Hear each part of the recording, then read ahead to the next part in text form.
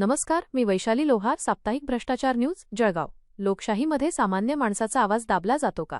हा प्रश्न आज पुन्हा एकदा ऐरणीवर आला आहे। जळगाव जिल्ह्यातील एरंडोल तालुक्यातील भालगाव ग्रामपंचायतीमधील कथित भ्रष्टाचाराचे प्रकरण आता चांगलेच तापले आहे। भालगाव येथील ग्रामपंचायतीमध्ये झालेल्या आर्थिक गैरव्यवहाराची आणि भ्रष्टाचाराची चौकशी व्हावी, यासाठी जागरूक नागरिक श्री राजेंद्र विलास मराठे हे गेल्या अनेक दिवसांपासून लढा देत आहेत। त्यांनी यासंदर्भात ग्रामसेवक, पंचायत समिती प्रशासन आणि तहसीलदार यांच्याकडे वेळोवेळी लेखी तक्रारी केल्या, पुराव्यानिशी चौकशीची मागणी केली।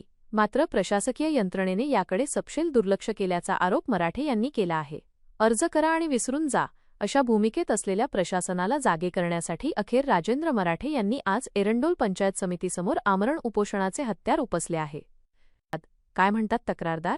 जोपर्यंत भालगाव ग्रामपंचायतीच्या भ्रष्टाचाराची सखोल चौकशी होत नाही आणि दोषींवर कारवाई होत नाही, तोपर्यंत मी इथून हलणार नाही। प्रशासनाचा ढिसाळ कारभार।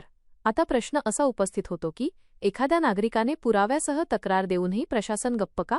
कोणाला वाचवण्याचा प्रयत्न केला जातोय?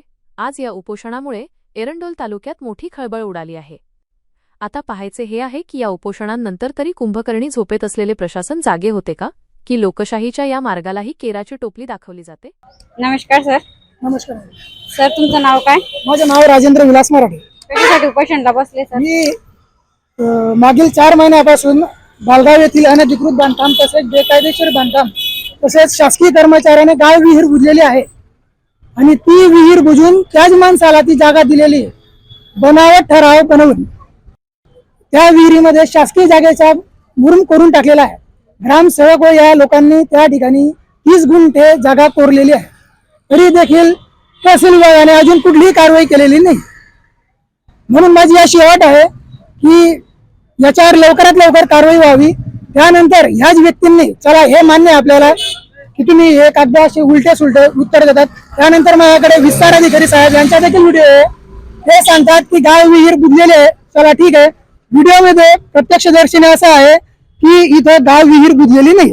माझ्याकडे व्हिडिओ देखील आहे, तुम्ही व्हिडिओ पाहू शकतात। 2 मिनिटाचा व्हिडिओ आहे त्यांचा। त्यांचे नाव पारधी साहेब म्हणून आहेत, हे पाहू शकतात। यांचे नाव पीबी पारधी आहे। या इथं म्हणतात ते की बा विहीर नाही बा इथं, आणि या अहवालामध्ये सांगतात की विहीर आहे। त्यानंतर त्या कर्मचाऱ्याने शिवसेना या पक्षाची पाठी तोडलेली आहे, तरी देखील अजून कुठलीच कारवाई झालेली नाही, ग्रामपंचायतीने केलेली नाही। नंतर राष्ट्रवादीची पाठी तोडलेली आहे। आता असं वाटतं की 3रा नंबर भारतीय जनता पार्टीचा आहे असं वाटत आहे। म्हणून माझी प्रशासनाला कडकडीची विनंती आहे की लवकरात लवकर कारवाई करायला पाहिजे। आणि आमदार महोदयांनाही की तुमची पाठी तोडली तोपर्यंत तुम्ही झोपलेले आहेत का? तुम्ही सत्ताधारी आहात, सत्ताधारी असून जर असे वागतायत हे लोक तर काय होईल? म्हणून माझी कडकडीची विनंती आहे, तुम्ही हा व्हिडिओ पाहू शकता। म्हणून मी सांगतो 2 दिवसात मी वन विभागालाही पत्र देणार आहे। त्या संबंधित तहसील ने जर सायलेंट घेऊन घेतलेलं असेल, म्हणजे असं वाटत आहे व्हिडिओ साहेब व तहसीलदार साहेब यांनी सरेंडर करून दिलेलं आहे त्या व्यक्तीपाशी। 3 व्यक्ती त्यांच्या गावाचे दिगंबर नामदेव मराठे, त्यानंतर प्रदीप सुभाष तांगडे आणि महेश गणेश पाटील यांच्यावर कायद्यानुसार गुन्हा नोंद व्हायला पाहिजे। धन्यवाद। कॅमेरामनसह मी वैशाली लोहार, साप्ताहिक भ्रष्टाचार न्यूज, जळगाव।